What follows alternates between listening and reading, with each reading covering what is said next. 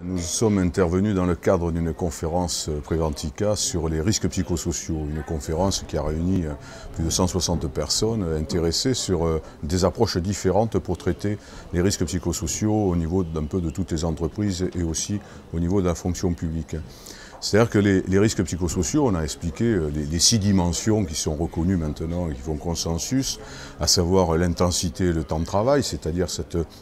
façon de faire de plus en plus de travail dans un minimum de temps, cette pression qui est exercée sur les salariés, cette seconde dimension qui est les exigences émotionnelles, c'est-à-dire le fait de retenir ses émotions quand on est confronté à la souffrance, à la maladie, à la mort par exemple, ou quand on est en rencontre avec le public, ce fait de contenir ses émotions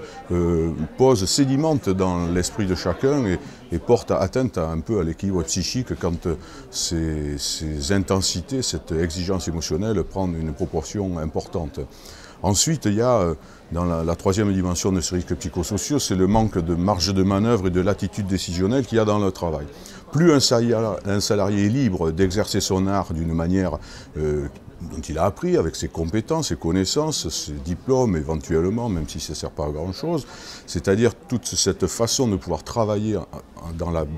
bienfaisance, si on peut dire, permet au salarié d'exprimer sa pleine compétence. Et quand il n'a pas ça, effectivement, ça présente un risque majeur. Ensuite, il y a la quatrième dimension qui sont les rapports sociaux, c'est-à-dire tout ce qui touche aux relations entre les professionnels entre eux, mais les professionnels aussi avec la hiérarchie, tout ce qui touche aussi les rapports entre les directions, les syndicats, les instances d'établissement, tout ce qui fait le dialogue social au niveau d'un établissement ou d'une entreprise. Enfin, la cinquième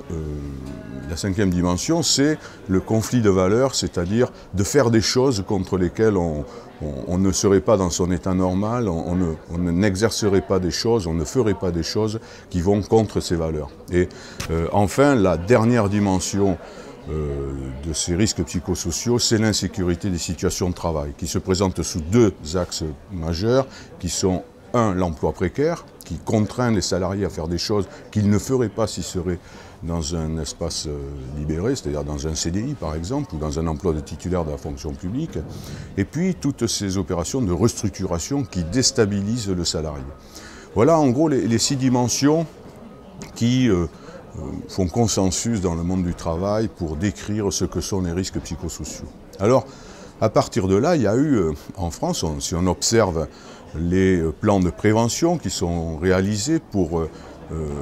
contrer ou pour essayer de contenir ces risques,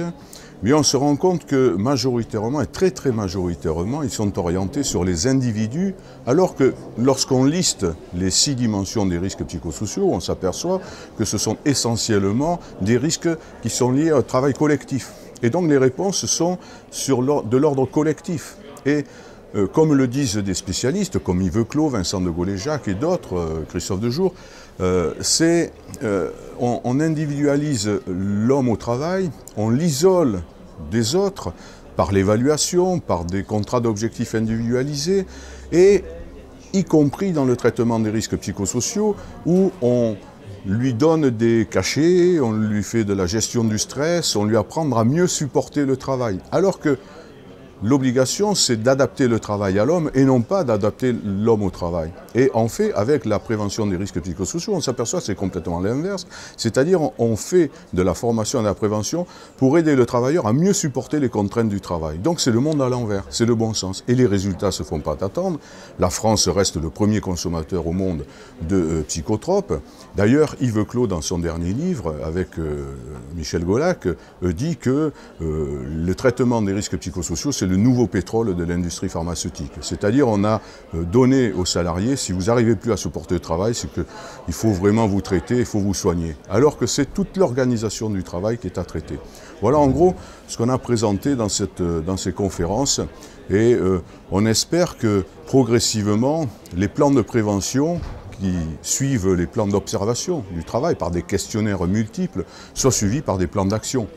Car si l'on est les meilleurs observateurs du monde sur les situations de travail, si on sait parfaitement et si on connaît parfaitement toutes les causes de ces risques, on est malheureusement confronté à des employeurs, qu'ils soient publics ou privés, qui ne veulent pas toucher aux organisations du travail, alors que ce sont elles qui sont là à l'origine des risques essentiels, des risques psychosociaux. Donc tant qu'on ne touchera pas aux organisations de travail, tant qu'on n'accompagnera pas ces plans d'action, eh bien on arrivera à peu de choses. C'est comme ça que Force ouvrière se détermine sur cette façon de concevoir la prévention des risques psychosociaux pour aller vers ce qui est l'idéal, qui est traité par ailleurs, qui est